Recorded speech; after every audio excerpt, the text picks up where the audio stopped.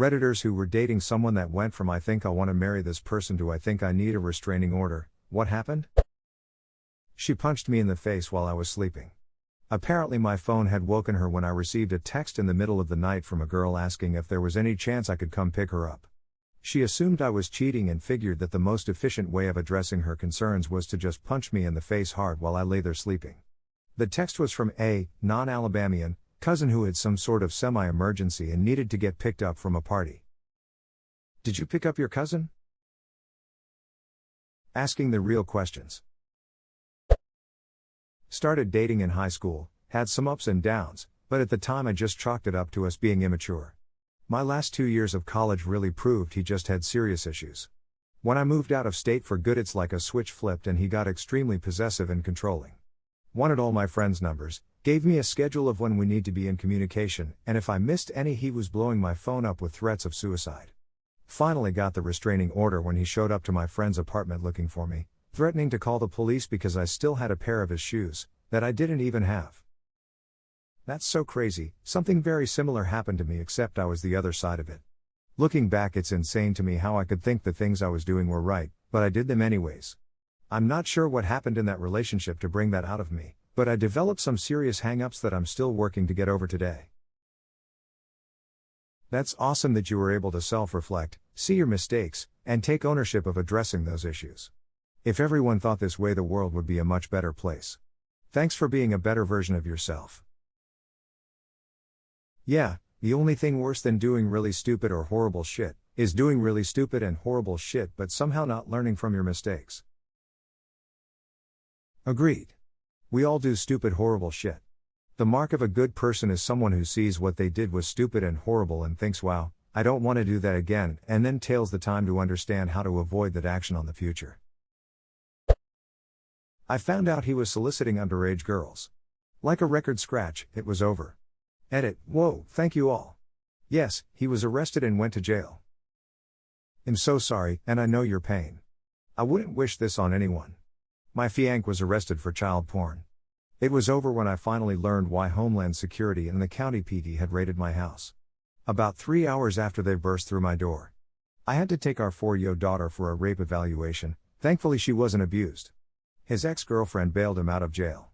I worked with agents to record him confessing everything to me. I will never forget that shit I had to hear in response to some messed up questions they had me ask. I learned he talked about our daughter online to other perverts, and tried to buy a very young girl's virginity from her mother.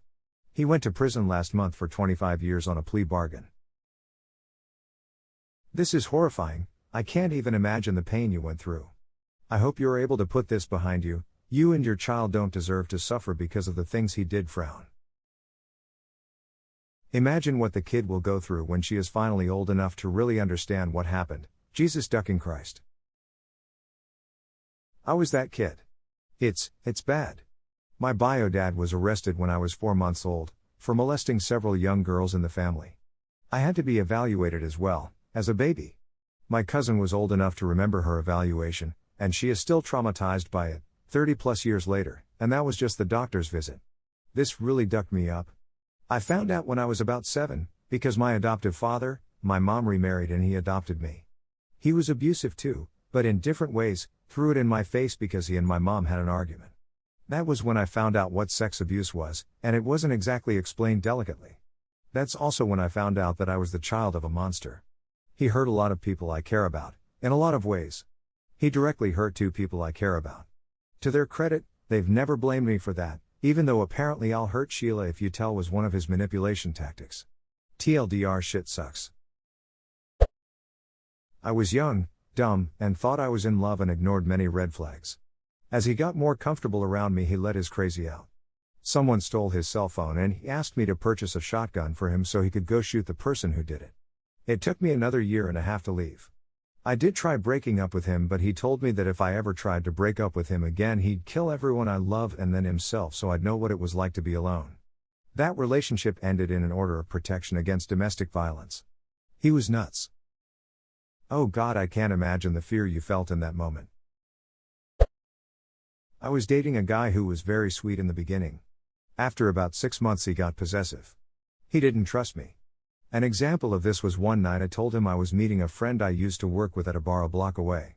We lived in a safe area and it was a short walk. Her name sounded like it could be male or female, but I assured him she was a she. He showed up at the bar while we were there and it made him look very insecure. He began tracking my phone's GPS. I found out when I stopped at a relative's house after work on my way home and he freaked out and called my mom. She actually knew that was where I was and he had a hard time believing I wasn't cheating. The last straw was my first week at a new job. I worked nights and had my phone. I got this long-winded email regarding an innocent comment on a Facebook selfie of me. There were screenshots of it and a huge manifesto about why my buddies online all wanted to take me away from him. After I broke up with him, I got emails for months swinging between apologies and telling me I was the abuser. I got emails telling me he was being drugged. It was insane. I walked to the bar at night and he showed up okay, maybe he wanted to make sure you got there safe. Alright. He began tracking my phone's GPS. Nope. I got this long-winded email regarding an innocent comment on a Facebook selfie of me. There were screenshots of it and a huge manifesto about why my buddies online all wanted to take me away from him. What the duck? This was like a classic 3 strikes and you're out story, 910. The thing at the bar sounds pretty creepy, but calling her mom to ask about her GPS location is beyond crazy. I would have never made it past 2 strikes with that person. You really shouldn't be dating if you can't trust someone enough to go out to drinks with friends without you. I was dating a guy. I really liked him. He was smart, funny, and adventurous. We were getting pretty serious. He pretty much lived at my house. One weekend I went home for my dad's birthday.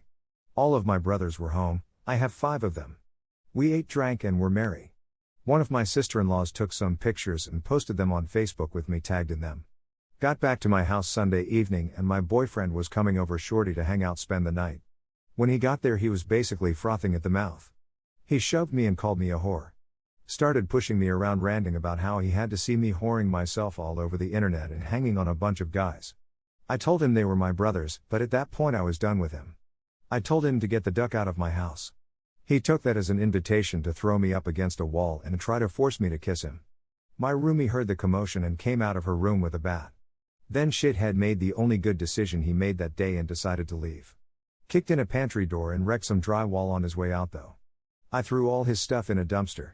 He ended up stalking me for years. Showing up drunk at places I'd moved to after we dated. Calling after I'd changed my number. Even texted me on the week of my wedding to ask me to reconsider marrying him instead. Yeah, you crazy fuck, I wanna dump the love of my life for a crazy stalker. Jesus Christ, hope that man leaves you alone. Haven't heard from him since I got married. So fingers crossed that's the last I'll ever hear from him. I really hope some other girl hasn't become the focus of his attention. Hopefully he addressed his shortcomings and issues. I highly recommend the book The Gift of Fear. It goes in depth about how to handle stalkers. For curiosity's sake and education, I'll check it out. I haven't heard from him in almost 6 years, so hopefully that's a chapter that I can put behind me.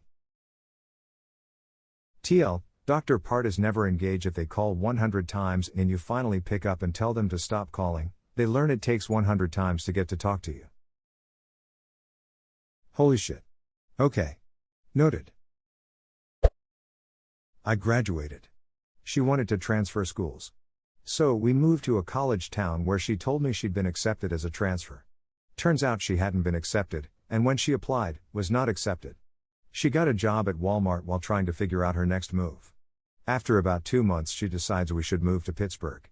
She's convinced this will solve all her problems and make her happy, except we're in a recession, and I just got my first good job.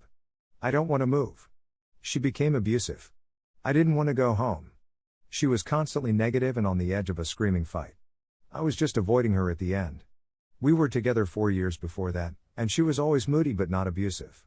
6 months of that, and she went to her hometown to take a semester at a local school and stay with her parents. I called her 2 weeks later and told her not to come back. It had been like a weight was lifted from me, and I never wanted to see her again. Glad you got away, but why Pittsburgh? Specific reason? Pittsburgh has magical properties in the water that make all of your troubles go away. I live here, I know. There's no problems at all. None. Stop looking at me like that. Everything is fine. The weather is perfect. The roads are great. Everyone gets along perfectly fine. I swear.